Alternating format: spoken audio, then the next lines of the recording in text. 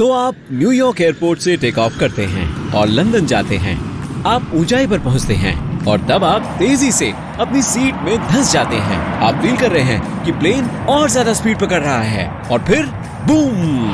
Plane ठीक है, उस बूम का सीधा सा मतलब है कि आपने साउंड की स्पीड को क्रॉस कर लिया है और अब आप 761 मील प्रति घंटे से ज्यादा फास्ट ट्रैवल कर रहे हैं। इस स्पीड से अटलांटिक ओशन से होते हुए लंदन तक के ट्रिप में लगभग 5 घंटे लगते हैं। कंपैरिजन करें तो बोइंग 747 जैसे कन्वेंशनल सबसोनिक प्लेन लगभग 8.5 घंटे में ओशन को क्रॉस कर सकते हैं। अभी हमारे पास एक नॉन कमर्शियल सुपरसोनिक एयरक्राफ्ट है। सबसे फेमस प्लेन्स में से एक लॉकहीड SR-71। ये एक लिमोजिन जितना लंबा है और इसका वेट 10 SUV के बराबर है।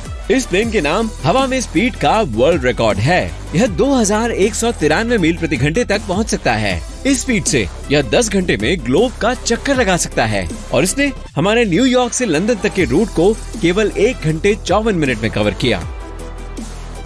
तो साउंड की स्पीड से ट्रैवल करना एक ग्रेट आइडिया लगता है। कभी कभी आप काम पर जाने के लिए दिन में 3 घंटे ट्रैफिक जैम में बिताते हैं। इमेजिन करें कि क्या आप इस टाइम में कॉन्टिनेंट्स के बीच में ट्रैवल कर सकते हैं। कॉनकॉर्ड सुपरसोनिक प्लेन यह काम कर सकता है। यह प्लेन आधे फुटबॉल ग्राउंड जितना लंबा होता है और इसके पंखों का फैलाव एक बास्केटबॉल कोर्ट के साइज का होता है। खाली कॉनकॉर्ड का वजन बोइंग 747 से लगभग 2 गुना होता है और यह लगभग 100 पैसेंजर कैरी कर सकता है। कॉनकॉर्ड साउंड की डबल स्पीड से आगे बढ़ सकता है, लेकिन इसके लिए बहुत ज्यादा क्वांटिटी में फ्यूल की जरूरत पड़ती। ट्रांस अटलांटिक फ्लाइट्स की फ्लैगशिप डबल डेकर बोइंग 747 में हर पैसेंजर को 80 मील ले जाने के लिए 1 गैलन फ्यूल यूज किया जाता है। कॉनकॉर्ड एक पैसेंजर को केवल 17 मील ले जाने के लिए 1 गैलन फ्यूल यूज करता है। फ्यूल की कॉस्ट को देखते हुए कॉनकॉर्ड की टिकटों की कीमत लगभग 5 गुना ज्यादा बैठती है। हालांकि वह लगभग दुगनी स्पीड से उड़ सकता है, पर उसे ऐसा करने की परमिशन नहीं है। यह पूरी तरह से सोनिक बूम के बारे में है। जब कोई एरोप्लेन साउंड की स्पीड से उड़ता है तो उसकी नोज और टेल पर एक शॉक वेव बनती है। ये वेव्स एक में मर्ज हो जाती हैं। वैसे यह सुपरसोनिक बूम केवल उसी मोमेंट में नहीं होता जब प्लेन सुपरसोनिक स्पीड तक पहुंचता है। यह लगातार होता है। इसलिए जब कॉनकॉर्ड ने टॉप स्पीड से उड़ान भरी तो उसने ड्रम्स की लगातार बीट्स जैसा साउंड निकाला। शोर के इस लेवल को फील करने के लिए दीवार पर अपना कान लगाएं और अपने फ्रेंड को दूसरी तरफ से दीवार ड्रिल करने को कहें। इसलिए नेचुरली कॉनकॉर्ड को जमीन पर साउंड की स्पीड से तेज उड़ान भरने के लिए मना किया गया था। वैसे इसने अपनी पूरी पावर को केवल समुद्र के ऊपर उड़ान भरने के टाइम यूज किया।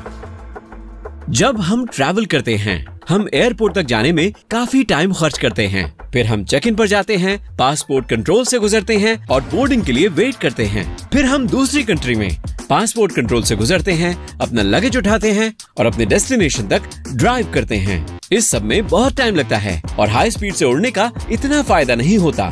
इसलिए कॉनकॉर्ड बेअसर, महंगा और शोरगुल वाला ऑप्शन था।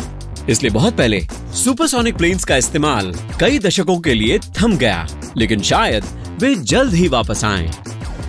एरियन AS-2 यह एक प्राइवेट सुपरसोनिक जेट है जो डेवलप हो रहा है। यह 3 स्कूल बसों जितना लंबा है और इसके पंख लगभग कॉनकॉर्ड के जितने हैं।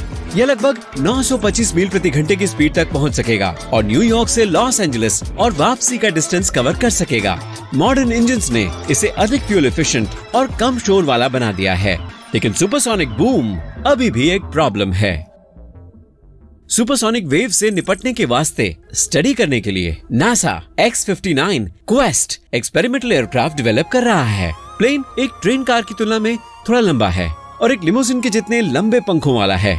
उम्मीद है कि यह 940 मील प्रति घंटे पर 55,000 फुट की ऊंचाई पर उड़ सकेगा। यह कन्वेंशनल कमर्शियल एरोप्लेन्स की उड़ान से 1.5 गुना अधिक है। इसका कम चौड़ा आकार और कॉकपिट के पास छोटे विंग्स साउंड वेव्स को उठने से रोकेंगे।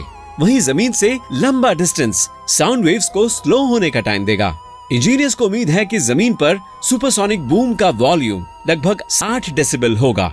यह कॉनकॉर्ड की तुलना में 1000 गुना अधिक शांत है। वैसे यह दीवार के पीछे एक ड्रिल की तरह नहीं बल्कि वॉशिंग मशीन के शोर की तरह फील होगा।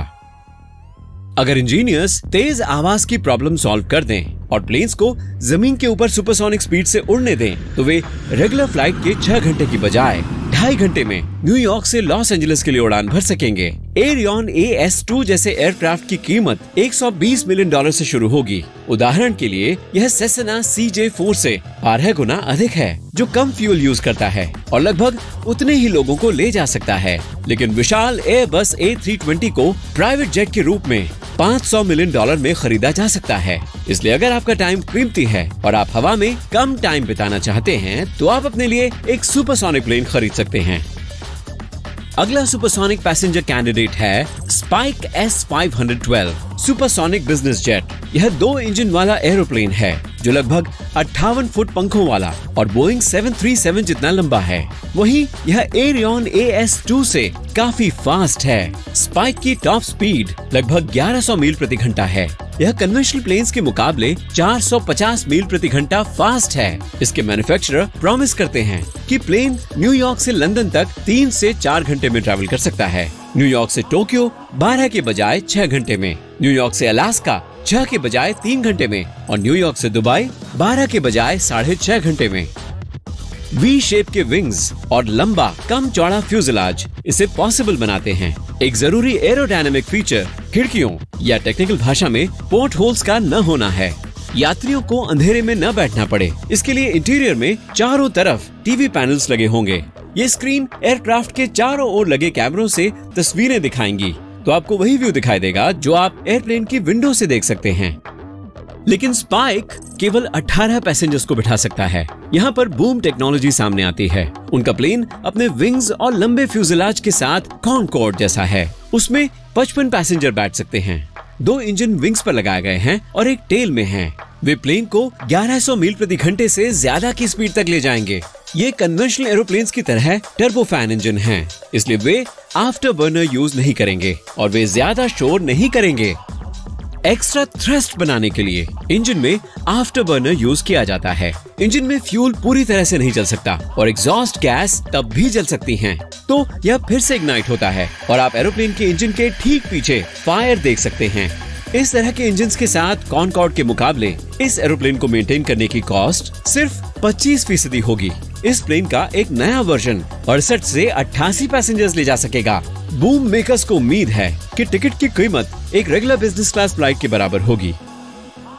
अभी तक सुपरसोनिक एयरप्लेन बहुत ज्यादा शोर करते हैं, इसलिए वे अपनी सारी पावर केवल पानी के ऊपर यूज कर सकते हैं। यह देखते हुए कि अकेले अटलांटिक ओशन में हर दिन लगभग 1750 फ्लाइट्स होती हैं, supersonic planes travel time save कर सकते हैं। अगर आप एक ऐसे प्लेन की तलाश में हैं जो पूरी तरह से साइलेंट उड़ान भरेगा, तो आपको इलेक्ट्रिक प्लेन पर एक नजर डालनी चाहिए, जैसे एविएशन एलिस। यह एक प्राइवेट प्लेन है जो 3 इलेक्ट्रिक इंजन से लैस है। यह फ्यूल जलाने वाले इंजन के शोर के बिना टेक ऑफ और लैंड करता है और इसके लिए लंबे रनवे की जरूरत नहीं होती।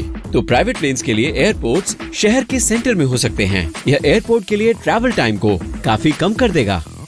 इसके अलावा एविएशन एलिस मेंटेन करने में काफी सस्ते हैं। किसी ट्रेडिशनल प्राइवेट जेट के लिए लगने वाले $1000 की तुलना में 1 घंटे के फ्लाइंग टाइम के लिए सिर्फ $200। इस प्लेन की कमियों में जो बातें आती हैं, वे हैं इसकी स्पीड और रेंज। एक सिंगल चार्ज में एविएशन एलिस लगभग 620 मील ट्रैवल कर सकता है। यह न्यूयॉर्क से डेट्रॉइट के लिए उड़ान भरने जैसा है और इसकी टॉप स्पीड केवल 253 मील प्रति घंटा है, जो कि कुछ स्पोर्ट्स कारों के मुकाबले स्लो है। दुनिया की आधी फ्लाइट्स 500 मील से कम की हैं, तो यह इलेक्ट्रिक प्लेन विशाल फ्यूल जलाने वाले एरोप्लेन्स के लिए एक बढ़िया रिप्लेसमेंट हो सकता है।